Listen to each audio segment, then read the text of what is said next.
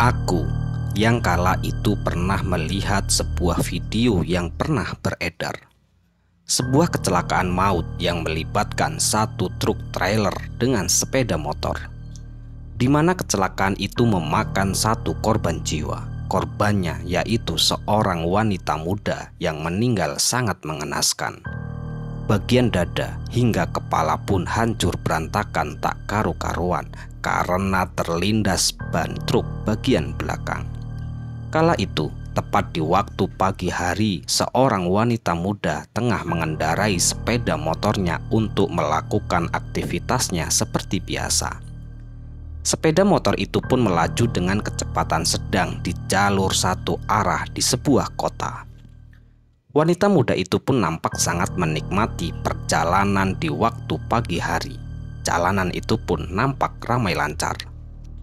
Jalur kanan didominasi dengan mobil pribadi yang melaju dengan kecepatan lumayan tinggi, sedangkan di jalur kiri atau jalur lambat terlihat beberapa mobil truk besar angkutan berat berjalan dengan pelan. Sedangkan sepeda motor terlihat ikut memadati jalanan itu, sesekali terlihat menyalip kendaraan lain bagaikan jalannya milik sendiri. Ada yang tiba-tiba masuk jalur cepat, bahkan ada pula yang sangat mentaati peraturan lalu lintas. Di tengah jalanan yang sedang ramai lancar, jalur kiri yang banyak dipenuhi dengan kendaraan besar yang berjalan dengan kecepatan rendah, mungkin sekitar 20 ataupun 30 km per jam saja.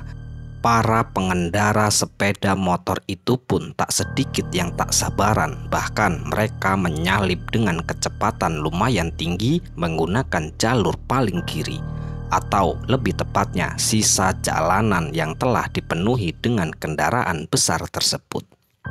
Tiba-tiba saja sebuah sepeda motor melaju dengan kecepatan lumayan tinggi. Motor tersebut mulai menyalip menggunakan jalur yang paling kiri satu persatu. Truk mulai ia dahului hingga akhirnya kala ia akan menyalip satu truk trailer yang bermuatan besi. Tiba-tiba saja motor wanita itu pun terlihat oleng kala ban motor wanita muda itu keluar jalan dan kedua rodanya pun tergelincir hendak wanita itu berusaha akan masuk ke jalanan beraspal kembali. Tepat berada di tengah gandengan trailer, tiba-tiba saja sebuah kecelakaan yang mengerikan terjadi di waktu pagi hari yang sangat cerah itu. Brak! Terdengar suara sangat keras hantaman roda truk trailer dengan sepeda motor itu. Motor itu pun hancur berantakan terseret truk trailer tersebut dan wanita muda itu pun terpental masuk tepat di roda belakang truk trailer sebelah kanan. Hingga akhirnya wanita muda itu pun tewas seketika di tempat dengan keadaan bagian dada sampai kepala hancur tak berantakan. Ya, itulah sebuah video kejadian yang sempat aku lihat kala itu. Namun, aku yang melihat video itu sangat ngeri kala melihat bagian kepala yang benar-benar hancur. Mungkin hanya melihat video, bukan nyata di depan mata, yang membuatku tak begitu merasakan ketakutan dan kengiluan yang tak berarti. Namun, aku bisa mendapatkan sebuah pelajaran yang kudapat setelah melihat kejadian itu. Mentaati peraturan saat sedang memacu kendaraan, lalu fokus dan selalu berhati-hati kala akan bepergian. Dan jangan lupa berdoa sesuai kepercayaan masing-masing kala akan menghidupkan mesin kendaraan. Ketika mesin telah dinyalakan, nyawa kita sudah berada di atas kendaraan tersebut. Dan sebuah musibah tak tertulis ada di sebuah kalender. Maka dari itu kita semua harus berhati-hati.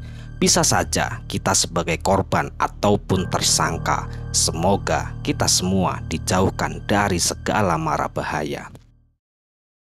Aku yang saat itu masih berusia 22 tahun dan bekerja di sebuah pabrik yang ada di daerah Jawa Barat. Memang aku sangatlah gemar dengan dunia otomotif. Kala itu aku memiliki sebuah motor kesayangan yaitu RX King atau yang sering disebut jet darat. Dan di setiap malam minggu aku yang ikut bergabung dengan sebuah komunitas pun selalu kopdar bersama. Ya, walaupun terkadang hanya ngopi, nongkrong, ngobrol ngalor ngidul saja, yang mungkin banyak yang beranggapan komunitas semacam ini yang aku ikuti adalah sebuah komunitas yang membuat gaduh di jalanan, namun tidak bagiku. Justru, aku merasakan banyak sekali perubahan saat aku ikut dengan komunitas itu. Selain aku merasa terhibur setelah bertemu dengan teman-teman sekomunitas yang bisa menghilangkan stres dan rasa penat di kepala akibat pekerjaan yang banyak sekali menumpuk, dan bisa menjalin sebuah hubungan silaturahmi yang lebih luas lagi. Sudah tak terhitung kami melakukan tur bersama rekan sekomunitas. Kala itu yang bertepatan sekali dengan bulan Ramadan, di mana sebentar lagi hari-hari yang kami tunggu pun sebagai seorang perantau akan tiba, yaitu hari libur panjang. Hari Lebaran Idul Fitri yang tinggal menghitung dengan jari, yaitu 10 hari menjelang tibanya Hari Raya Idul Fitri. Suasana di kantor pun terasa sangat hangat sekali. Bahkan aku bersama teman kerjaku pun sudah tak sabar menunggu hari libur itu. Setiap kali jam istirahat yang kami bahas tentang hari raya, tawa riang, dan kebahagiaan pun selalu kami rasakan menanti mudik ke kampung bertemu dengan orang tersayang. Dan kebetulan aku mempunyai satu rekan kerja dan sekaligus rekan sekomunitas juga. Ya, ia adalah Budi. Ia pun berasal dari daerah yang sama denganku, hanya berbeda kabupaten saja. "Bud, gimana besok? Kita berangkat hari apa?" tanya Budi kepadaku sembari mengambil satu buah roti. Kapan ya? Enaknya kapan ya, Bud? Terserah kamu aja lah, jawabku. Kalau enggak H-2 saja, nunggu pacarku libur, Zal, timpal kembali Budi. Ya, Budi adalah sahabat karibku, bahkan aku pun menganggapnya seperti saudara kandungku, dan sebaliknya yang dirasakan oleh Budi kepadaku. Walaupun kami ditemukan dan disatukan di tanah rantau, namun sikap Budi lebih baik dan bijak dibandingkan saudara-saudaraku sendiri. Ya, itulah sosok sahabat karibku. Akhirnya, kami pun sepakat untuk melakukan mudik bersama di H-2 menjelang Hari Raya Idul Fitri. Budi yang kala itu sudah bertunangan dengan seorang wanita cantik yang bernama Lia. Ia pun menunggu dan berencana mudik bersamanya. Memang seperti itulah mereka berdua di setiap musim mudik, pasti mereka berdua selalu bersama-sama. Berbeda denganku yang hanya seorang diri yang masih mencari calon pendamping hidupku. Di usiaku yang sudah bisa dikatakan menginjak usia dewasa, aku yang baru saja putus dengan pacarku pun berencana mencari seorang wanita yang akan kuajak serius menghadapi hidup bersama hingga usia menua. Aku pun sangatlah dekat dengan Lia. Selain teman, Lia pun akan menjadi kakak angkatku sendiri setelah mereka akan menikah habis Lebaran nanti, tepatnya di bulan September. Hari demi hari pun berlalu, aktivitas kerja pun masih kami lakukan seperti biasa, mengoperasikan sebuah mesin produksi. Hingga akhirnya hari libur pun semakin dekat saja. Seperti biasa, kami pun saat jam istirahat selalu menuju ke kantin favorit kami, yaitu kantin Budiem. "Bude, makan yo seperti biasa, sama orek tempe, terus itu tuh sama kikil sapi ya Bude," ucap Budi. "Aku juga sama Bude," sahutku memesan makanan dengan menu yang sama kepada Budiem. "Yo Mas, minumnya apaan?" tanya Budi sembari meletakkan makan siang kami. "Es teh manis saja Budi 2, jawab Budi. Dan singkat cerita, setelah kami selesai makan, kami pun selalu menghabiskan waktu istirahat untuk bercanda gurau dan sedikit berdiskusi kecil tentang rencana mudik bersama besok. Dan tiba-tiba saja Budi bertanya kepadaku yang kala itu aku tak tahu maksudnya. "Zal, tadi malam aku ngimpi menikah loh. Petanda apaan ya Zal?" tanya Budi sembari menarik sebatang rokoknya lalu menyalakan rokok tersebut. Waduh, ya aku ndak tahu toh Put. Coba tanya sama Budiem saja. Kan biasanya orang tua itu suka nafsirin mimpi Put, jawabku. Tiba-tiba saja Budiem menghampiri kami. Mungkin Bude mendengarkan yang kami sedang bicarakan. Mas, arep podo mudik sampean toh. Sing hati-hati. Golek selamete, lebaran iku musimi musibah ning dalan Mas. Alon-alon sing penting kelakon ya Mas, ucap Bude. Iya Bude, jawabku. Oh iya Bude, tahu nggak mimpi arti menikah ya Bude? Sahut Budi sembari menjelaskan mimpinya kepada Budiem. Budiem kala itu menjelaskan dengan panjang kali lebar tentang tafsir mimpi yang dialami oleh Budi. Dan Budiem pun menyimpulkan bahwa mimpi yang dialami oleh Budi adalah sebuah petanda akan ada sebuah musibah. Konon, cerita dari Budiem, jika seseorang bermimpi dirinya menikah dengan seseorang dan memakai sebuah baju yang tak pernah ia miliki, mimpi itu bertanda sebuah musibah yang akan terjadi. Bahkan Budiem pun menyarankan kepada Budi untuk mengadakan sebuah syukuran dan meminta doa agar dirinya dijauhkan dari mara bahaya. Kami berdua yang mendengarkan penjelasan Budiem pun hanya tersenyum kecil. Ya tentu kami berdua sama sekali tak mempercayai hal tersebut. Bahkan kami berdua pun hanya menganggap mimpi yang dialami oleh Budi hanya sebatas bunga tidur saja, tidak lebih dari itu. Dan singkat cerita, 2 hari menjelang mudik pun telah tiba. Insentif, gaji, dan THR pun mulai cair. Suasana pabrik pun berubah haru dan riang. Gemuruh suara sorak-sorai pun terdengar di sudut-sudut pabrik kami bekerja. Budi yang kala itu sudah mengantongi lumayan banyak uang, ia pun berniatan mengajakku membeli sebuah cincin emas untuk Lia calon istrinya. Dan singkat cerita, kami berdua pun pergi menuju ke sebuah pasar dengan berboncengan menggunakan RX King yang Budi miliki. Sesampainya di pasar, kami berdua pun langsung menuju ke toko perhiasan. Lalu Budi mulai memilih satu persatu sebuah cincin emas yang cocok dipakai oleh Lia. Hingga akhirnya Budi pun membeli cincin emas yang telah ia pilih.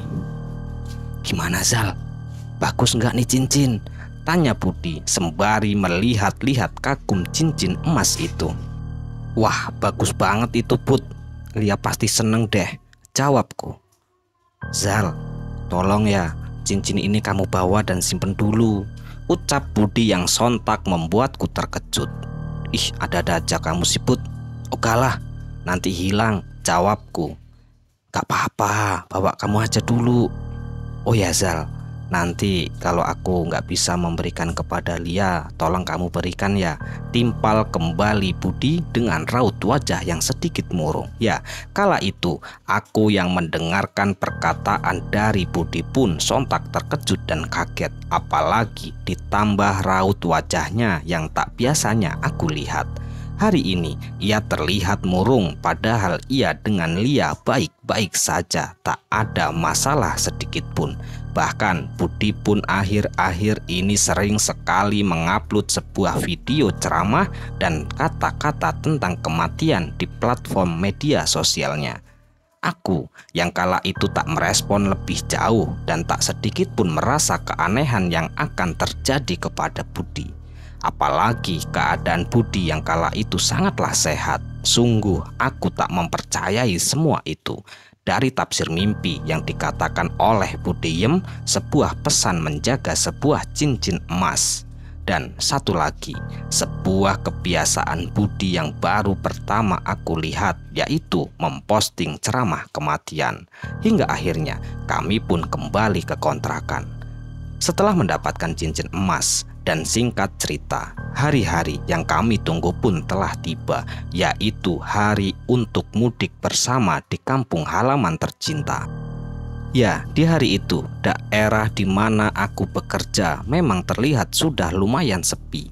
Sebagian para karyawan pun telah mulai mudik.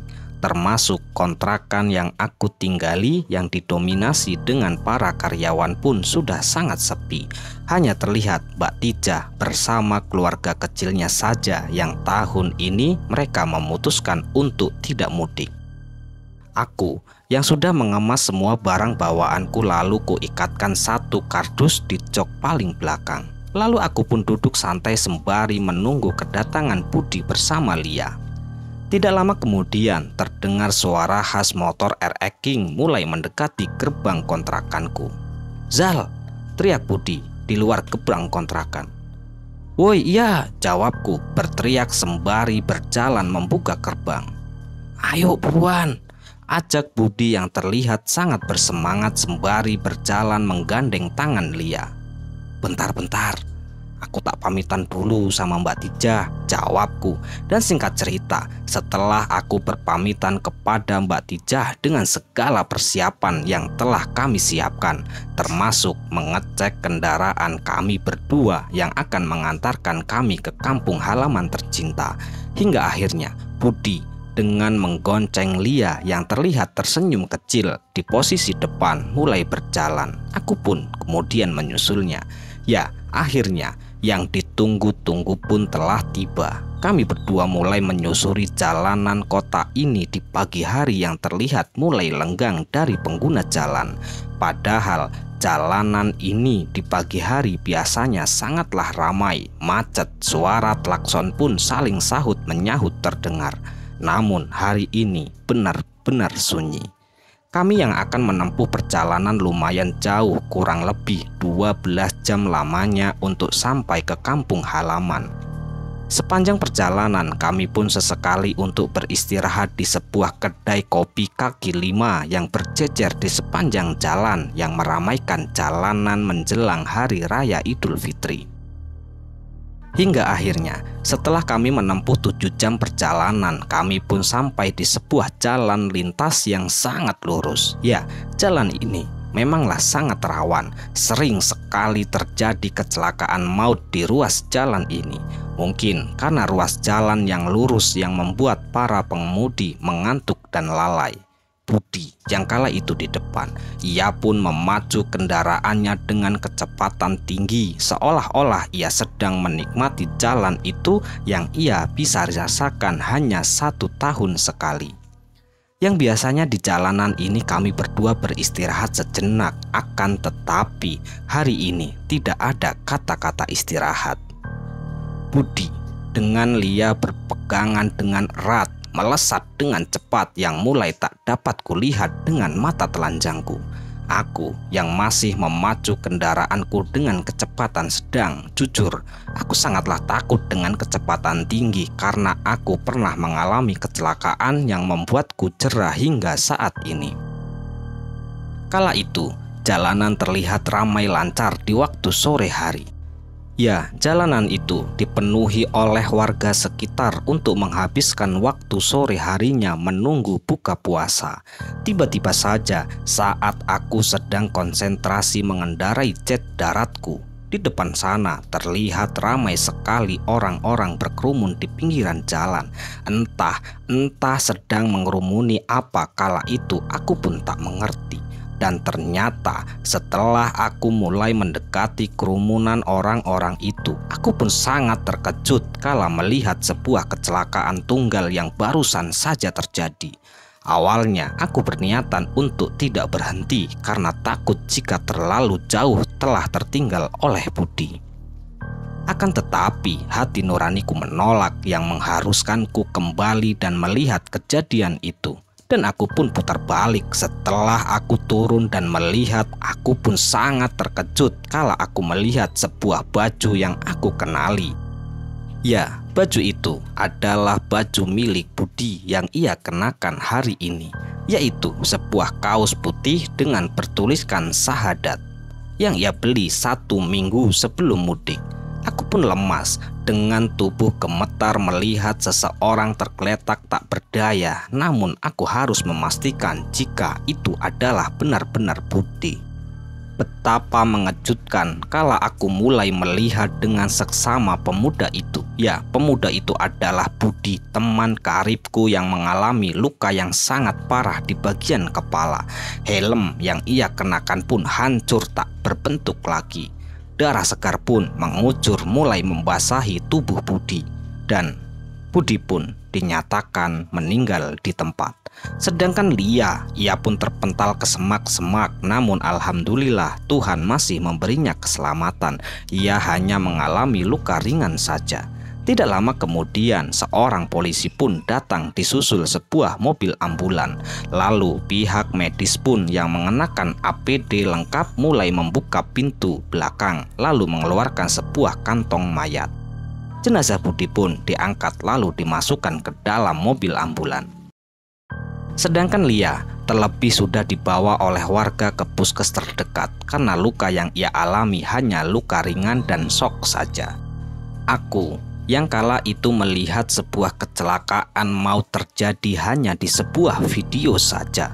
Itu pun tak membuatku rasa takut dan gemetar yang berlebihan yang menyelimuti.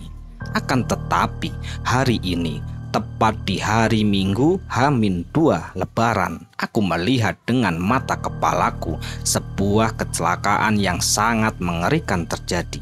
Dan korbannya pun meninggal dunia di tempat dengan luka yang sangat parah. Korbannya tidak lain tidak bukan adalah sahabat karibku sendiri. Konon kesaksian dari warga yang melihat peristiwa itu terjadi, Budi memacu jet daratnya dengan kecepatan tinggi di jalanan yang sangat lurus. Tiba-tiba saja motornya pun mulai perlahan demi perlahan berjalan ke pinggir dengan kecepatan yang masih sama. Tiba-tiba saja terdengar suara brak hantaman yang sangat keras. Ya, Budi kala itu menabrak sebuah tiang listrik di pinggiran jalan dan Budi bersama motornya pun menghantam beton itu dengan sangat keras, yang mengakibatkan nyawa Budi melayang dan motor kesayangannya pun hancur berantakan, sedangkan Lia terpental ke semak-semak. Setelah polisi usai olah TKP, kecelakaan ini murni kecelakaan tunggal, di mana sang pengendara ataupun Budi memacu motornya dengan keadaan lelah dan mengantuk sehingga mengakibatkan kecelakaan fatal. Dan singkat cerita, Budi pun dimakamkan di tempat pemakaman umum di kampung kelahirannya. Sedangkan Lia kala itu masih menjalani proses penyembuhan di rumahnya sendiri. Hari demi hari pun berlalu, 100 hari setelah Budi meninggal. Keadaan Lia pun sudah sehat seperti sedia kala.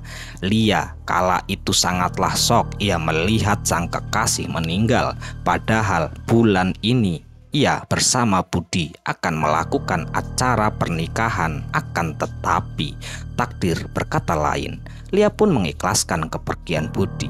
Kala itu, tepat di waktu malam ke-100 hari meninggalnya Budi, aku yang terlelap dalam tidurku.